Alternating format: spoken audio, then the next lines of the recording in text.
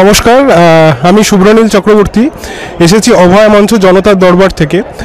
আজকে আমাদের বিশেষ অতিথি মিসেস ইন্দ্রাণী দত্ত আমাদের সাথে আছেন। অনেক ধন্যবাদ দিদি, আপনি আমাদের সময় দিয়েছেন আজকে। তো দিদির সাথে কিছু প্রশ্নোত্তর পর্ব আমরা আজকে সেরে নেব। তো প্রথমেই শুরু করি দিদি, 9ই আগস্ট যে নারকীয় ঘটনাটা আরজিগড়ে ঘটল, সেইটা কি শুধুই খুন বা ধর্ষণ, না এর পিছনে অনেক কিছু বড় রহস্য আছে বলে আপনার মনে হয়? এটা আমার কেন, সাধারণ মানুষ যারা পথে নেমেছিল এবং এখনও হতাশ হয়ে হয়তো বাড়িতেই আছে, তাদের প্রত্যেকের এর জন্য কোনো রকেট সায়েন্স লাগে না যে বিশাল একটা দুর্নীতি ইকোসিস্টেম, সেটা একটা স্ফুলিঙ্গের মতন অভয়ার মৃত্যু, নৃশংস মৃত্যু। এটার জন্য মানে কোনো কিচ্ছু লাগে না, সবাই জানে, সবাই বুঝতে পারছে যে বিরাট একটা সরকারি স্তরে স্বাস্থ্য নীতির মধ্যে এবং পুলিশের সঙ্গে একটা দুর্নীতি জড়িয়ে পড়ে সেটাকে চাপা দেওয়ার চেষ্টা এবং একটা ইকোসিস্টেম যেটা অনেক দিন ধরে হয়ে আসছিল, এটা স্ফুলিঙ্গের কাজ করেছে অভয়া মৃত্যু, নৃশংস মৃত্যু। পরবর্তীকালে সিবিআই বা কলকাতা পুলিশের যে তদন্ত, সেই নিয়ে আপনার কি মতামত? কলকাতা পুলিশের তদন্ত নিয়ে যেটা হয়েছিল আমরা সবাই জানি, এবং হাইকোর্টের নির্দেশে সেটা সিবিআই পেয়ে আমরা মনে করেছিলাম অনেক কিছু পেয়েছি। পশ্চিমবঙ্গে গত 13-14 বছর ধরে যতবার সিবিআই পেয়েছি মনে করেছি হাতে চাঁদ পেয়েছি, কিন্তু ততখানি হতাশ হয়েছি। কারণ সিবিআই সেন্ট্রাল যে আমাদের সিস্টেম, যে আমাদের স্বরাষ্ট্র দপ্তর, প্রধানমন্ত্রীর দপ্তর, তাদের আন্ডারে থেকেও কেন কলকাতা পুলিশকে একেবারে কার্বন কপি করলো, সেটা আমাদের আজও বিস্ময়ের অন্ত নেই। এবং কেন মানুষ সিবিআই চায়, সিবিআই না চেয়ে আমাদের উপায় নেই, কারণ আমরা তো আমেরিকায় নেই যে অন্য কিছু চাইবো। সিবিআই আমাদের চাইতে হবে এবং সিবিআই আমাদের হতাশ করছে। এবং এটা যখন ক্যালকাটা হাইকোর্টের নির্দেশে চলছিল তখন অনেক বেশি শক্তিশালী আমরা পেয়েছিলাম। আমি আশা করব যে সুপ্রিম কোর্টের হাত থেকে যেন অভয়ার মা বাবার যেটা চাইছেন, আমরা সবাই চাইছি যেন ক্যালকাটা হাইকোর্টের মাধ্যমে আবার নতুন করে একটা নতুন কিছু দেখতে পাই। সিবিআই থাকুক, সিবিআই ছাড়া আমাদের উপায় নেই, কিন্তু সিবিআই এখনও অবধি কোনো আশা দেখাতে পারেনি। তড়িঘড়ি করে সুপ্রিম কোর্টের সুমোটো কেস নেওয়া, এই নিয়ে আপনার কি মন্তব্য?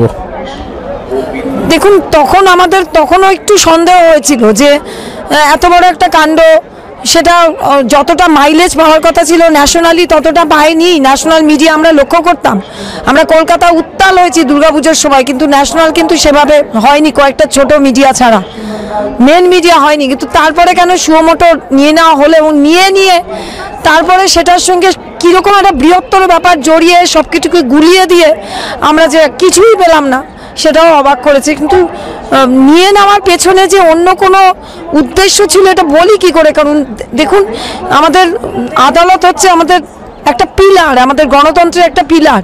এত বড় একটা কাণ্ডে আদালত যখন সুমোটো নিয়েছিল, আমাদের কিছুটা তো আশা মনে হয়েছিল যে কিছু একটা গুরুত্ব আছে। কিন্তু প্রধান বিচারপতি এই যে বদল হয়ে যাওয়া, যে রিটায়ার হয়ে যাওয়া, তারা যে নানান পদে চলে যান, কীরকম একটা অবজারভেশন দিয়ে যান, সেগুলো সব কিছু আমাদের সাধারণ মানুষের উপায় নেই। আবারও বলছি যে শেষ ভরসা কিন্তু আদালত, এবং সেই আদালত যখন সুমোটো নিয়েছিল একটা দোনামনার মধ্যে আমরা ছিলাম, যে কয়েকটা হিয়ারিং দেখার পরেই বুঝতে পেরেছিলাম যে না, এখান থেকে কিচ্ছু পাওয়া যাবে না। তাই আবারও বলছি যে সুপ্রিম কোর্ট যদি মনে করে আবার ফিরিয়ে দিক হাইকোর্টের কাছে, ক্যালকাটা হাইকোর্টের মাধ্যমে আমরা যে জাস্টিসটা পাবো বলে আশা করছি, সেটা লোয়ার কোর্টেও পাচ্ছি না, সুপ্রিম কোর্টেও পাচ্ছি না, যেন ক্যালকাটা হাইকোর্টের আন্ডারেই আমরা যেন এটা পাই। এরপরে মানে ঘটনার পরে 9ই আগস্টের পরে যখন আন্দোলন বাড়লো এবং এখনও ক্রমশ দেখা যাচ্ছে যে শাসক দলের নেতারা অভয়ার মা বাবাকে নানান ধরনের কুৎসা করছেন। কেউ বলছেন যে টাকা নেওয়ার জন্য করছে, কেউ বলছে যে পলিটিক্যালি মোটিভেটেড। তো এদের সম্পর্কে আপনার কি মন্তব্য? আমি অন্য একটি চ্যানেলে বলেছিলাম যে থ্রেট কালচার, যেটা আমরা এই আরজিকর কাণ্ডের পর একটা শব্দবন্ধ উঠে এসেছিল, সেই থ্রেট কালচারের একটা এক্সটেনশন এই অভয়ের বাবা মাকে রোজ একটা ডিউটি চার্টের মতন শাসক দলের নেতা মন্ত্রীরা থ্রেট করছেন। থ্রেট কালচারের একটা এক্সটেন্ডেড পার্ট, যেটা আমাদের সমস্ত পশ্চিমবঙ্গের সর্বক্ষেত্রে থ্রেট কালচার। আপনি গ্রামে গঞ্জে ভোট দিতে যাবেন, সেটাও থ্রেট কালচার।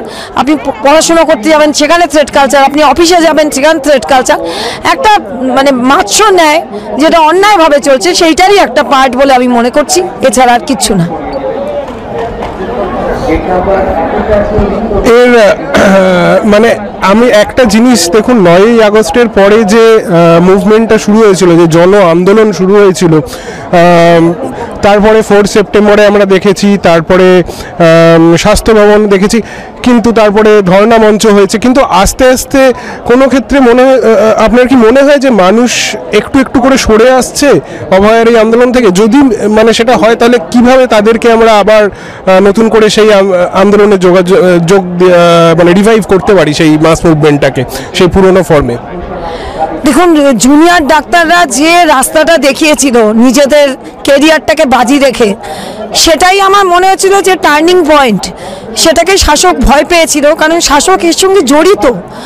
জুনিয়র ডাক্তাররা যদি সেই বাজিটা রেখে এগিয়ে আসতে না পারে, তাদের কেরিয়ারটা মানে বাজি রেখে আমি বলছি, তাহলে কিন্তু সাধারণ মানুষ যারা ভীষণ মেপে চলে, তারাও কিন্তু ওদের দেখেই আমার মনে হয় এগিয়েছিল। এবং আমাদের এবছর দুর্গাপুজো ছিল না, কিছুই ছিল না, সেটা অভাবনীয় একটা ঘটনা ঘটেছিল। সিনিয়র ডাক্তারবাবুরা তো নিশ্চয়ই আছেন, এখনও আছেন, কারোকে দেখছি, কিন্তু জুনিয়র ডাক্তারদের কয়েকজনকে আমরা শুধু দেখেছি এখনও কথা বলছেন, এবং তাদেরকে কিন্তু এফআইআর করা হচ্ছে, থ্রেট করা হচ্ছে। তারা কয়েকজন মাত্র মার্ক হয়ে গেছে, এবং তাদের মধ্যে ডিভিশন করে দেওয়া হয়েছে যে জুনিয়র ডাক্তারের মধ্যেও আবার এর মধ্যে আবার দলাদলি। এই যে শাসক যে দলাদলিটা করে অভ্যস্ত, সর্বত্র একটা গোষ্ঠীবাজি, এটাও কিন্তু জুনিয়র ডাক্তারদের মধ্যে আমি গোষ্ঠীবাজি আমরা দেখতে পাচ্ছি, এবং তাদের নানান রকমভাবে প্রেশার ক্রিয়েট করছে। এইটাকে জুনিয়র ডাক্তাররা যদি না মানে মোকাবিলা করতে না পারে, সাধারণ মানুষ কিন্তু তাদের দেখেই এসেছিল, এবং সেই সাধারণ মানুষকে কিন্তু পথে নামতে হলে আমার মনে হয় যে কারোকে না কারোকে কিছু স্যাক্রিফাইস করতে হবে। সেই স্যাক্রিফাইসটা ছাড়া কিন্তু এটা হবে না। এই প্রসঙ্গে আপনারা আমাকে জিজ্ঞেস করেননি, কিন্তু আমি বলবো যে সাধারণ মানুষের একটা অঙ্গ ছিলেন আমার হাজব্যান্ড পঙ্কজ দত্ত, যিনি 32 বছর চাকরি করেছেন পুলিশের, যেটা হওয়া উচিত সেইটাকে রেখে উনি কিন্তু কথা বলতে ভয় পেতেন না এক ফোঁটাও। কিন্তু তারপরেও শাসকের কোপে পড়ে একটা ফালতু কারণে, আমি বলবো সেটাকে অপব্যাখ্যা করে, একটা ভুয়ো এফআইআর করে তাকে অ্যাট দ্য এজ অফ 74 যেভাবে সিনিয়র সিটিজেনকে প্রেশার ক্রিয়েট করা হয়েছে, তার পরেই উনি সেরিব্রালে উনি চলে যান। তো আমার মনে হচ্ছে কারোকে না কারোকে এই বাজি রাখতে না পারলে, সেটা হতে পারে নিজের জীবন, হতে পারে নিজের কেরিয়ার, নাহলে কিন্তু এর কোনো সুরাহা হবে না। শুধু অভয়ার মা বাবা কাঁদতে থাকবে, আমার মতন কিছু মানুষ হতাশ হবে, আর কিছু হবে না। পরবর্তীকালে অভয়া মঞ্চকে আপনি কি হিসাবে দেখতে চান? অভয়া মঞ্চ, দেখুন, নির্ভয়া আমরা দেখেছিলাম 2012-এ। নির্ভয়ার পর আমাদের আইন ব্যবস্থার কিছু পরিবর্তন হয়েছিল, কিন্তু নির্ভয়া কিন্তু দেখিয়ে দিয়ে গেছিল যে একটা সরকারকে ফেলে দেওয়ার জন্য যথেষ্ট, শীলা দীক্ষিত সরকার। কিন্তু পশ্চিমবঙ্গের ক্ষেত্রে অভয়া মঞ্চটা আমি মনে করি যে একটা শেষ বিন্দু। একটা সরকার 13 থেকে 14 বছর শিক্ষাক্ষেত্র থেকে আরম্ভ করে, স্বাস্থ্যক্ষেত্র থেকে আরম্ভ করে, রেশন থেকে আরম্ভ করে সমস্ত দুর্নীতি যেভাবে আমাদের সরকারি সিস্টেমটার সঙ্গে জড়িয়ে পড়েছে, যেখানে আমার আপনার ট্যাক্সের টাকায় যে উন্নতি করে পশ্চিমবঙ্গকে উপরে ওঠার কথা, সেখানে শুধু ডোল পলিটিক্স, শুধু ডিভিশন, শুধু ধর্মের রাজনীতি, শুধু দুর্নীতি। বেশ কিছু এমএলএ এমপি তাদের এত টাকা, এত মানে অ্যারিথমেটিক ওয়েতে টাকা বেড়েছে যে আমরা পাড়ায় চোখ মেলতে পারছি না, টিকতে পারছি না। মনে হয় যেন একজনই রাজা থাকেন, শুধু পশ্চিমবঙ্গের একজন রানী না, প্রত্যেক পাড়ায় প্রত্যেক গ্রামে আপনি দেখবেন কোনো এক এমএলএ, কোনো এক পঞ্চায়েত সদস্য তিনিই থাকেন, আর কেউ থাকেন না। এই যে অবস্থাটা, এটার থেকে মুক্তি পাওয়ার জন্য অভয়া মঞ্চ শুধু একজন ডাক্তারি ছাত্রের তার হসপিটালের মধ্যে মরে যাওয়া না, এটা একটা পথ দেখাবে যে একটা সরকার যত ম্যান্ডেট পাচ্ছে তত দুর্নীতি করছে, তত অন্যায় করছে, তাও থেকে যাচ্ছে। এইটার একটা প্রতীক বলে আমি মনে করি। ধন্যবাদ দিদি, আমাদের সাথে থাকার জন্য আপনাকে অনেক ধন্যবাদ। নমস্কার। আমরা বইমেলাতে এখন পেয়ে গেছি আমাদের সঙ্গে শ্রী বিভাস দাসকে, দক্ষিণ দিনাজপুর থেকে উনি এসছেন। বিভাসদা, আপনার কাছে জানতে চাইব, কলকাতায় তো আমরা দেখতে পাচ্ছি কলকাতার মানুষ হয়ে যে এই অভয়ার বিচারের প্রতিচ্ছবি কিভাবে চারিদিকে ছড়িয়ে পড়েছে, আগুন দ্রোহ কিভাবে চারিদিকে জ্বলছে, দক্ষিণ দিনাজপুরে ঠিক কী অবস্থা এই মুহূর্তে? দক্ষিণ দিনাজপুরে এই মুহূর্তে অনেকটা স্তিমিত, যেটা কালের নিয়মে খুব স্বাভাবিকভাবে হবার কথা ছিল। বোধহয় যারা এর পেছনে রয়েছে তারা সেটাই চাইছিলেন যে একটা সময় মানুষ ভুলে যাবে চলতে চলতে, কিন্তু আমরা সেই 14ই আগস্ট, স্বাধীনতার আগের দিন, সেদিন নিশি যাপন একদম মধ্যরাত দখল, সেখানেও আমি ছিলাম। তারপরেও বহুবার ভোর দখল সেখানে ছিলাম। তারপরে অনেকগুলো প্রোগ্রাম হয়েছে পরপর, প্রত্যেকটা মিছিল, সভা, ছোট ছোট সভা, সবগুলোতেই আমি অংশগ্রহণ করেছি। কিন্তু কালের নিয়মে যেটা হয় খুব স্বাভাবিকভাবেই, ক্রমশ নানান উৎসব এটা সেটা ইত্যাদি করতে করতে সেটা বোধহয় থিতিয়ে গেছে অনেকটা। মাঝে মাঝে হয়তো একটু চাড়া দেয়, কিন্তু আগের মতন সেই ঝাঁঝ বা আগের মতন সেই টাটকা একটা যে রক্ত গরম ব্যাপার, একদম ঝাঁপিয়ে পড়ে মেয়েরা সেই উন্মত্তভাবে চিৎকার করছে, সে 8 থেকে 80 কোনো ভেদাভেদ নেই, সেই ব্যাপারটা এখন আমার নজরে পড়েনি। এবং স্পেসিফিক যদি এসব হয় তাহলে আমাকে ব্যক্তিগতভাবে তারা আমন্ত্রণও করে যে বিভাসদা আসবেন, বা কেউ বলে আসবে বিভাসদা, আমাদের এটা চলছে। তো যাই হোক, ঘটনাচক্রে এখন দুর্ভাগ্যবশত যেটা হবার সেটাই হচ্ছে, বোধহয় আমরা ভুলে যাচ্ছি, বা মনে রাখলেও সক্রিয়ভাবে মনে রাখছি না। মনে তো আছেই, আমারও মনে আছে, কিন্তু সেইভাবে অর্গানাইজ করা, অর্থাৎ একটা প্রতিবাদকে মুখরিত করা, আকাশ বাতাস উত্তাল হয়ে উঠেছিল যেভাবে আন্দোলনটা দানা বেঁধেছিল, অর্থাৎ সমুদ্র হিমাচল, মানে বাংলার প্রত্যেকটা ঘরে মা বোনেরা স্বতঃস্ফূর্তভাবে ছুটে এসেছিলেন। অভয়া মৃত্যু হয়েছে, নির্যাতিতা হয়েছেন, তৎসত্ত্বেও আমি বলবো যে অভয়া একজন ভাগ্যবতী মহিলা, যে নাড়া দিয়ে গেছে। এত বড় ঘটনা, এর আগেও এরকম প্রচুর ঘটনা ঘটেছে, আজও ঘটছে, কিন্তু সেগুলো দৃষ্টির আড়ালে থাকছে, চোখের আড়ালে, কেউ আমরা জানতে পারছি না।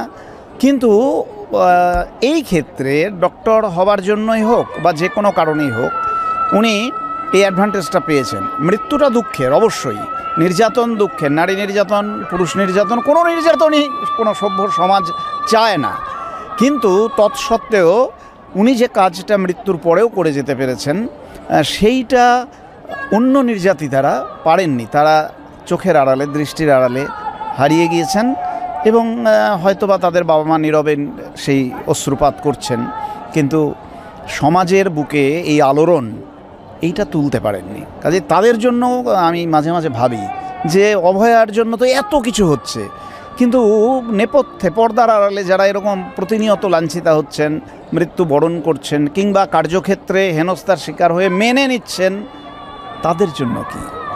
তাদের জন্য জাস্টিস ফর কোথায়?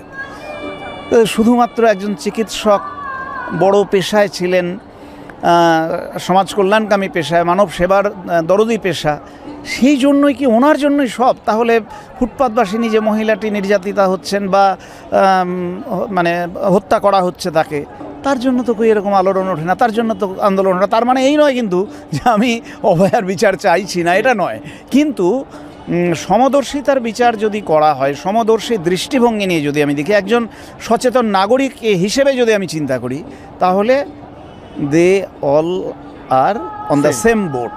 কাজেই জাস্টিস ফর অল, এভরি